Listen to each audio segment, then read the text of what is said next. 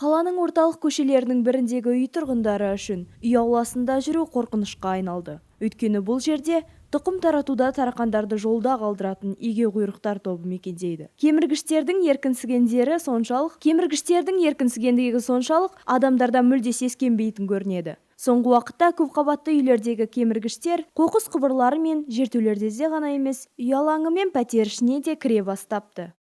В 2018 году 2018 жылы кеміргіштерді аулауға 819 мың теңге қаражат бөлінді. Аулау шарасы 2 кезеңнен тұрады. Біріншісі мамыр айында, екіншісі қыркүйек айында жүргізілді. Бюджеттік кодекске байланысты шара тек бюджеттік ордаларда жүргізіледі. Олар мектептер, балабақшалар, емханалар мен ауруханалар және мемлекеттік органдар. Ал тұрғын үйлердің кеміргіштермен күресті пәтер иелерінің кооперативі айналысуы қажет. Осындай мәселелер туындаған жағдайда олар егеуқұйрықтармен күрес жүргізетін мекемелермен келісімге отырып оларды аулауы керек.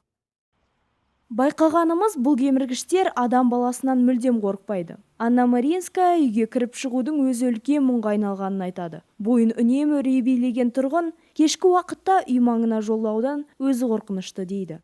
Крысы появились на улице.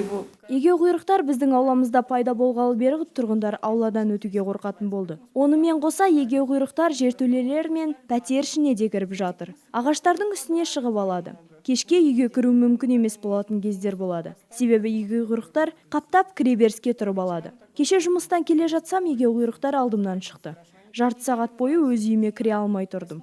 Кет десем кетпейді, өзіме секіреді. Ал бұл аумаққа жауапты пәтер иелерінің кооперативі камера алдында жауап беруден бас тартты. Олардың айтуынша, егеуқұйрықтардың көбеюіне тұрғындардың өзі кінәлі. Адамдар қоқыстарды шығаруға ерініп, оларды кіреберіске қалдырып кету әсерінен егеуқұйрықтар қаптап кеткен.